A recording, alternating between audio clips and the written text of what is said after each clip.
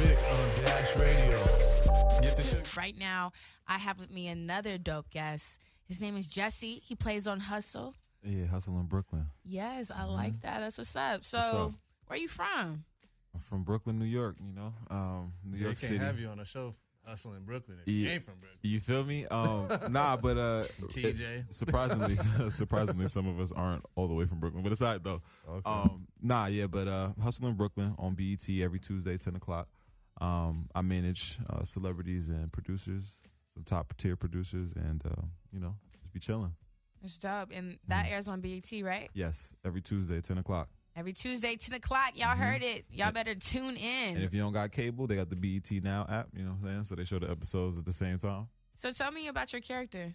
Well, I play myself. You know, it's reality TV, so you know what I mean. But I'm just really trying to find the balance between stardom and, you know, the struggle, like coming out the mud. Like a year ago, like I said earlier, when I guess look on TV, and in the past year, I didn't really see anybody that was my age. You feel what I'm saying? That was really like competing at that high level, you know, to where it motivated me to go from indie brand work to just major capital, you know. So when Entertainment One and BET reached out, it made sense, you know, and that's why I bought into the idea, because I'm like, you know, I would love to inspire other young millennials, you know, just really get into it and really hustling in the street, not pushing drugs and, you know, not all of that, but really like pushing the culture forward. So it was kind of one of those things.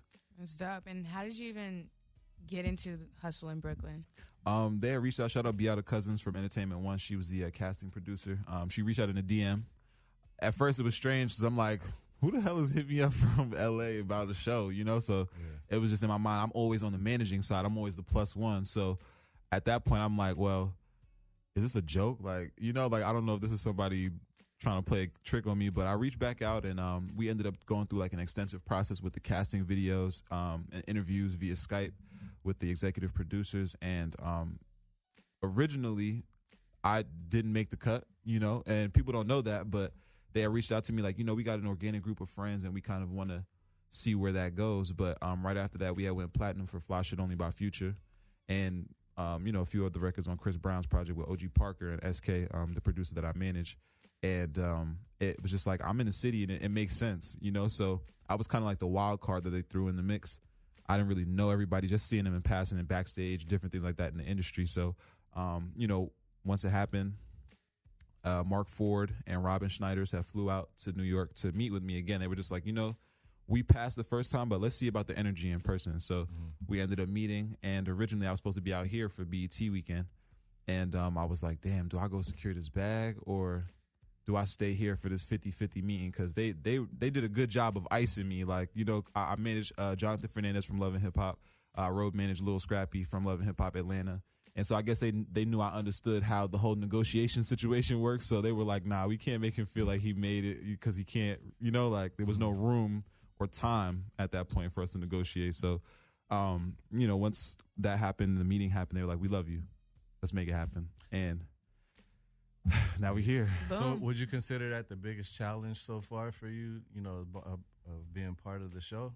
Like going through all that? Yeah, man. I live my entire life on camera, and it's just crazy. Like personal issues, phone call. It's a lot, you know what I mean? And some of my mentors aren't really like public people, so it was kind of hard to depict my hustle, like having conversations with people like DJ Yella or Gary V. You know, like these are people that I call on a daily for advice. Well, maybe not the daily. They're super busy people, but you know, I call them for advice. So I wanted to depict those things, but it's so much scheduling. I have 8 other castmates, so it's like it's so much. So it was really a challenge just kind of opening up as a person, because I'm super private myself. So these people are in your life now. You blink your eyes, you sign a paper, and literally 4 days later you have 15 people in your business, in your life, every day, all day, from 5 in the morning, because we're in New York, so you know LA is on whatever time, and they're still in post-edit or like the pre-production part. So they're taking notes and calling you about your life. Hey, what's going on with this?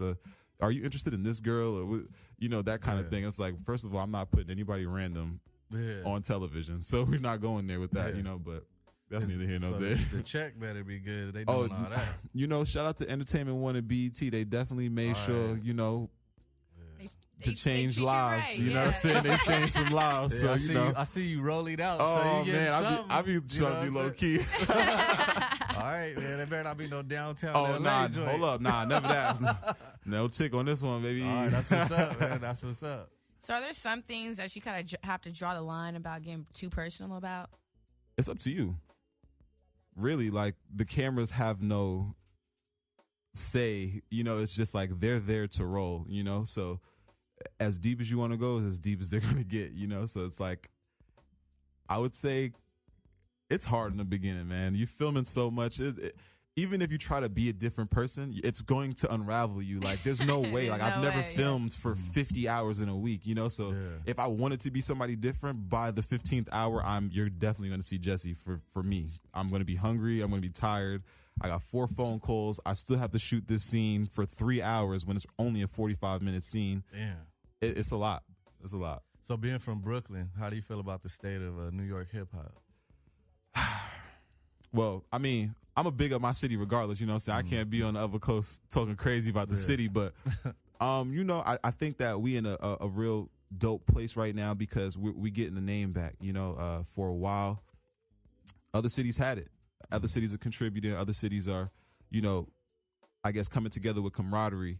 And it was hard for us in New York for a while. You know, it was a lot going on in the streets. And, you know, that's just the state of the culture, you know. But at this point, I think that it's such a bad culture going on, you know, that we ain't out here just running down. Like, it's not like the early, you know, like the early 2000s where we throwing bottles at the, you know, like that kind of, it's not like that no more. So I think that the bad culture being pushed in the music is super important right now because it's definitely bringing down the violence in the culture. And, you know, with New York, we just kind of coming together now. And I think that that's so important because when you see Atlanta, even California, like I see artists out here, like, rocking with each other, D Savage, RBE, like, you know, like these are things I meet these people. I'm like, damn, like y'all from completely separate hoods, but y'all come together like brothers. We be on the same block in Brooklyn. You feel me? You could be on Nostrand, and this person could be on Flatbush. I don't like you. We share a deli too, so that like it's crazy. It gets crazy like that. But, so do you feel 6ix9ine is the king of New York, like he says, or what? I mean, when you talk numbers, you could say you're the king of anything. You know, he could move to Russia and be the king of Russia at that point. You know what I mean? Because of his numbers. But how old are you? 27. Oh, so you've been around some good New York hip hop. So, yeah. I mean, do you feel he's the right representative of New York hip hop? I mean, he's the right representative for anybody wanting to do what they want to do and change their life. You know what I'm saying? But other than that, I don't know, man. You can't just go around disrespecting everybody everywhere. You feel me? Because you guys had Jay-Z, you know what I'm saying? Yeah. You can't go from Hove the king and Nas the king to this nigga. Yeah, I mean it's one of them things. I mean, it's about who you have around you too, you know. So sometimes you could just say what you want and it just be what it is. But at this point, you know, we'll see what happens. But I definitely we on a different wave out there altogether. You feel me? It's Treyway. That's Treyway. That's unique, you know. But, what you think about Treyway? Well, shout out to Young Syrup. I just signed an artist to my agency from Treyway, Young Syrup. His music is kind of like, it's different, you know what I mean? It's not just hip hop. It's kind of like hip hop mixed with like rock and electric. It's crazy, but Treyway, they different. You know what I'm saying? They different. So you know, we kind of took Young Syrup out of his situation and made it a little bit more focused on the music. You know what I mean? When you join certain cliques and teams, there's a lot of things that you have to focus on that you can't really help. You know, like you can't help it at that point. You signed, you took the bread. Yeah, you got to roll with it. So you deal with a lot of music artists. So did you make music at one point? Just songwriting, you know, a little bit. I think everybody starts out wanting to be an artist or something like that. But for me, I fell in love with the business. You know, like when I see people like SK, the producer that I manage, he has hits like Neighbors Know My Name by Trey Songz. You know what I'm saying? And when I see and hear like about the BMI checks, I'm like, shh. I was the artist. I said, I gotta wait all this time for a hit record, and they just calling SK like, yeah, we got this. Kiana Lede, Trey Songz, the Future, this person. I'm going over there with it. Yeah. You gotta be smart about it. Yeah, I'm like, nah. I needed my own crib. I needed my own, you know, like not against anybody that wants to be an artist and be independent, and you know, I'm all for that hustle too. But for me, it was just different. I'm like, I need more out of my life right now, so let me go on this business side and get to it. So is Hustle in Brooklyn the only thing you have in the works as far as like TV right now, or what else you got going on with TV?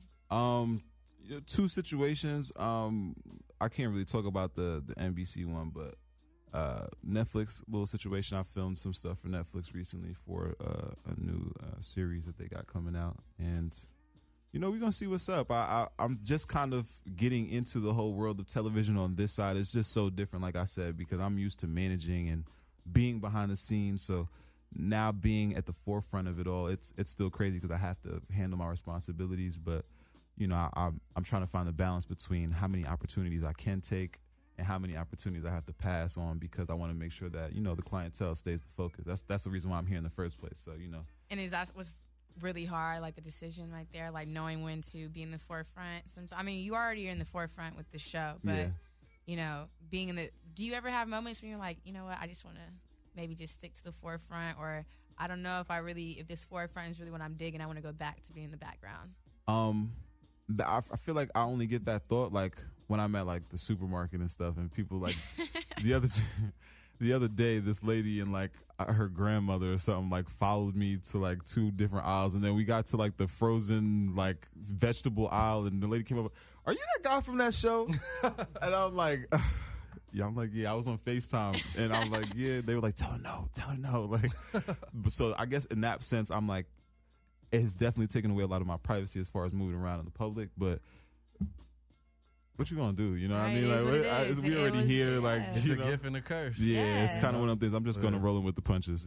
Yeah, blessing in disguise. That's what's up. I mean, that's cool that how you feel about that, because there's people that are out there that want to be noticed and don't even care about the money or none of that. They just want to walk around and just people know who they are. But first of all, I just want to say, typical black people move. He got a rollie on too. I just want to say that. I'm trying to get like you. You ever seen that meme? And I'm just sitting there like, I don't want to sit. Nah, I'm trying to get like you, homie.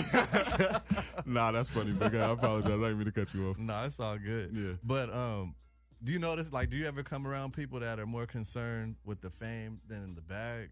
Because you seem like you're more concerned with the bag and building stuff, and then you get around those people that got it all backwards. And you know, it's crazy because, you know, there are some of us, like, I can't really switch out my castmates and stuff, you know what I mean? But there are some of us who care more about the publicity than the reason why we're here in the first place. And for me, it's like, there would be no publicity if I wasn't getting to it. You know what I mean? Like, exactly. So at that point in my mind, I'm like, I can't even really hold on to something like that because it's so up and down. I've seen so many people get addicted to it, and like drugs, really, like in the streets, in the hood. You know what I mean? So it's like, if I wouldn't try crack, why would I get hooked to fame? You know what I mean? It's kind of one of them things. I've seen the same thing happen, and then you could be on top with 100,000, then you could blow it the next day. You know what I'm saying? Or get into a marriage or something, and that person take half of what you worked your whole life for, and now they just, you know, like so.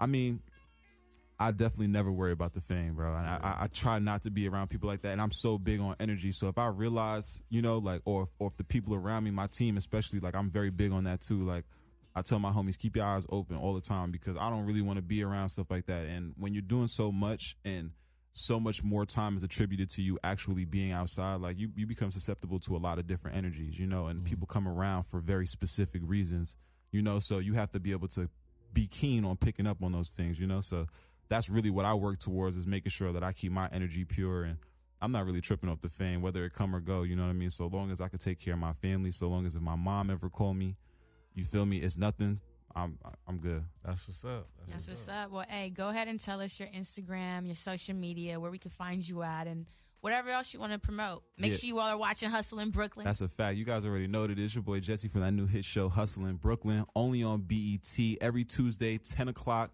If you don't got cable, make sure you get cable. I ain't trying to promote no cable series, but yeah, you know what I'm saying? So I ain't trying to promote no cable provider. But and follow me on Instagram at JB. That's UKNOJB. You can go on my website, legendsinthemaking.us. Ooh. And there you have it. So we're going to take a quick break, and we're going to come back and wrap up this episode of The Fixx. You're listening to The Fixx on Dash Talk X. Yeah.